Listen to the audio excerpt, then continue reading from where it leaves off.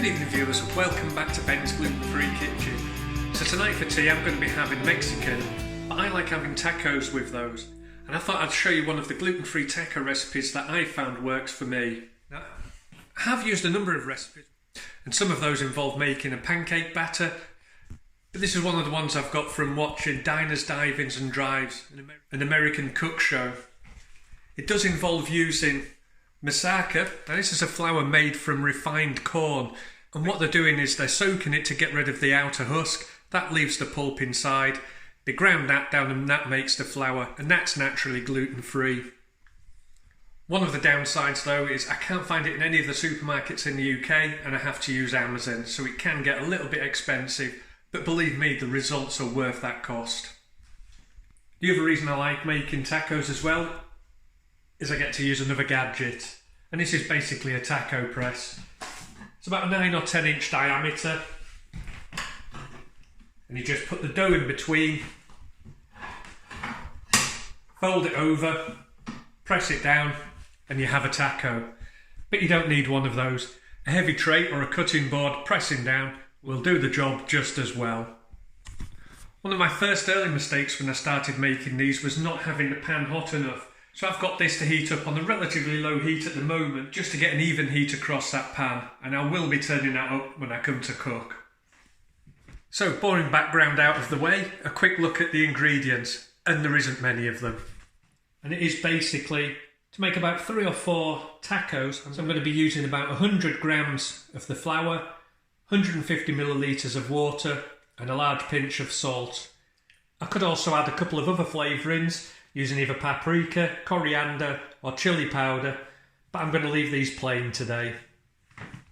So it's just measuring out 100 grams of the flour, a large pinch of salt, and all the recipes I've read online do say it's the salt that makes these tacos. So try adding a little bit more than you would do normally, and either cut back or add next time you make them.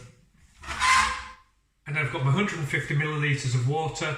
Now it's very important that this is hot water that you're adding to the flour, because that's going to reactivate and help make these slightly glutinous. And an added tip, that's why I'm using a plastic bowl rather than my usual metal bowl today.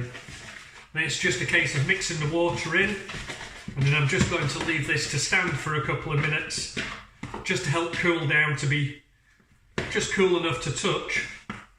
But I do need to be quick enough to use this before it starts to harden up. So while that's cooling down, I'm just preparing my taco press, just spreading a layer of cling film over, and then a very light touch of oil, and I'm just applying this to help stop the taco dough sticking to the press, rather than applying too much oil and end up shallow frying my taco. That's not what I want.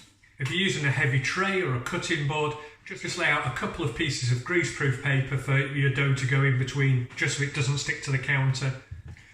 So I've separated my dough into 4 60-gram balls, and I'm just putting it in between my taco press, and then pressing down.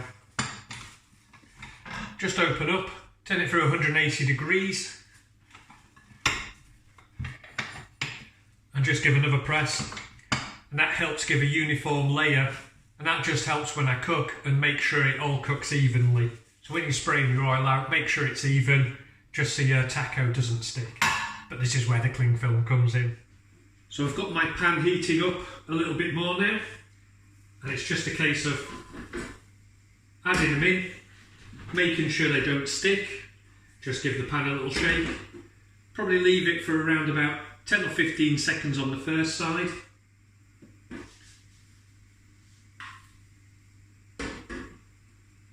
And then just quickly turn that over, and I'm going to leave that for about a minute, and that'll give me time to prepare the next one to go in. So that's them finished. That only took about 5 minutes to make. All I'll do is I'll just leave those stacked on the side till I'm ready to use them. So I hope that looked easy. I'll probably throw up a couple of more recipes around using tacos and the Maseca dough as well, but I hope you enjoyed that. I hope you give it a go, and remember to subscribe, give me a like, and I'll catch you next time on Ben's Gluten-Free Kitchen.